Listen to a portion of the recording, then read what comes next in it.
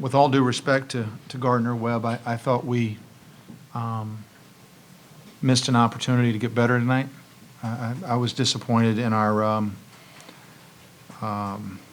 intensity and our concentration, our focus.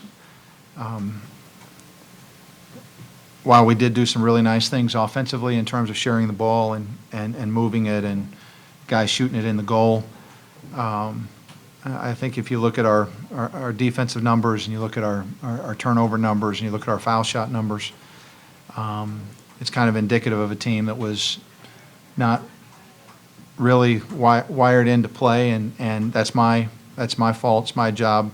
I saw it yesterday. I addressed it yesterday. I addressed it today again at the shoot-around, and it didn't. What I said didn't seem to matter. So I've got to figure out a different way to communicate so that we understand a little better. And I thought some guys did some good things. Again, I thought Sheldon Jeter played really hard and was very active, and Cam obviously had a very good night shooting the ball, and I thought Millie went in and did some good things off the bench, and Rowe did some good stuff there at the end when he got in terms of rebounding, but overall our focus was not, especially our defensive intensity and even the effort defensively was short, and so I take responsibility for that, and maybe I've sent the wrong message about tempo and offense and things like that, and because we're not ready to beat anybody that's equivalent to us in terms of talent, because we don't sustain any type of defensive intensity, and again, that's my fault. So we have 2 short days here to try to get some of that fixed before we go play some high-level teams in New York City. How come Michael didn't start?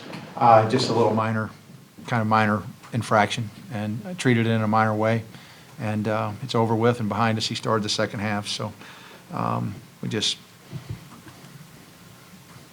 one of those things. How early did you notice sort of the lack of intensity? Was it sort of from the get-go, or was it when you guys built up a big lead? Or? It was yesterday in practice. I didn't see. I'm still learning about this team. I was telling somebody that today that I'm still learning about this group, and I like them. I like them as a group, but I didn't know if we would have carryover from what I saw yesterday in practice, and unfortunately we did, and so again, our body language wasn't right, and you get 30 chances to play, and it's kind of funny because I'm going to go ahead and broadcast this because I'm sort of proud of it. One of the officials came over during one of the stoppages in play and said, "Man, these guys must love playing for you." And I said, "Why would you say that?" And he said, "Gosh, you just give them so much freedom." And I said, "Well, it's interesting you say that because I think their body language looks like they hate playing for me."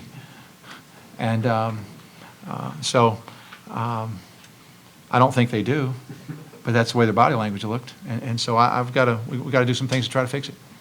Kevin, how do you go about fixing that? I've already brought it to their attention, and again, they're nice kids. They just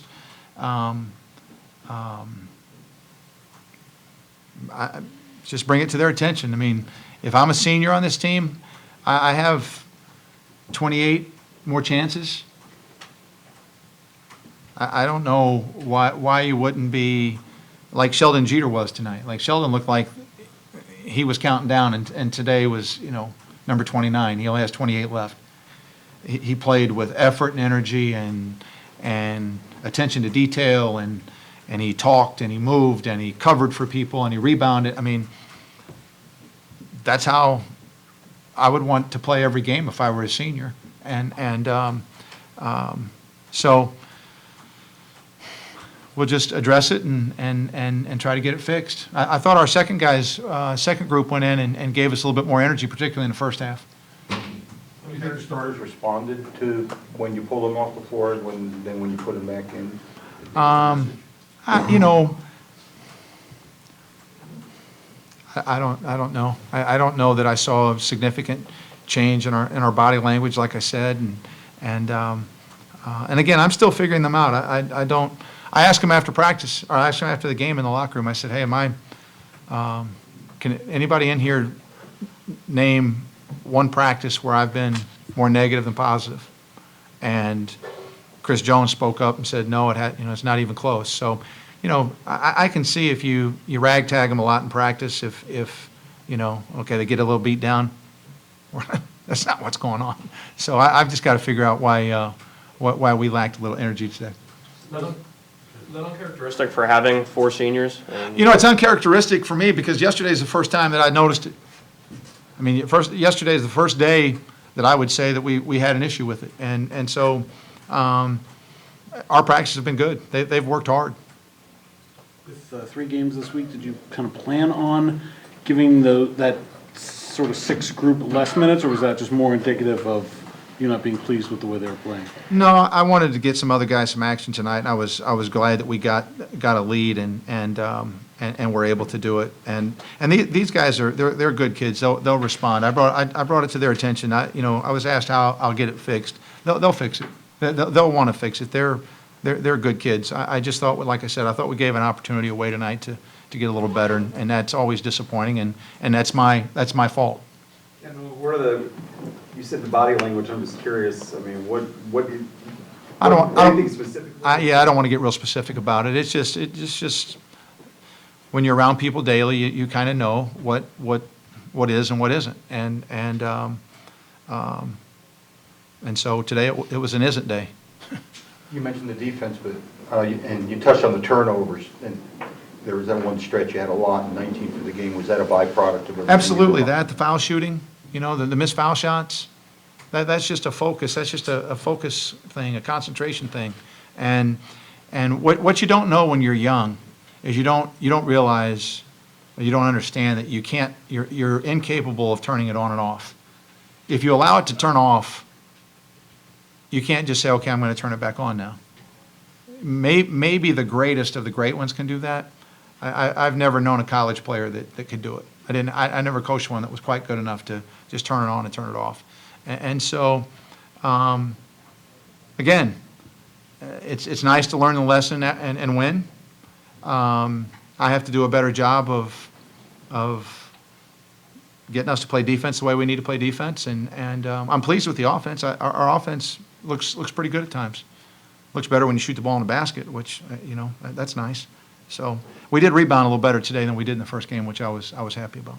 Through 2 games here, Kevin, do you feel like you know less about your team than you felt like you did this time last week before you guys had yet to play a game? Do you feel like you maybe don't have quite as good of a grasp on your guys as you? I think, Craig, that there's just lessons that are learned every game and every situation. So many of these situations are new. So we had our opening game. Well, guys are going to be excited for your opening game. That's just the nature of the beast.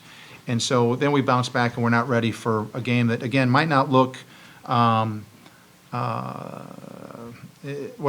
look as appealing to them for whatever reason. It's not the opener, whatever the case might be.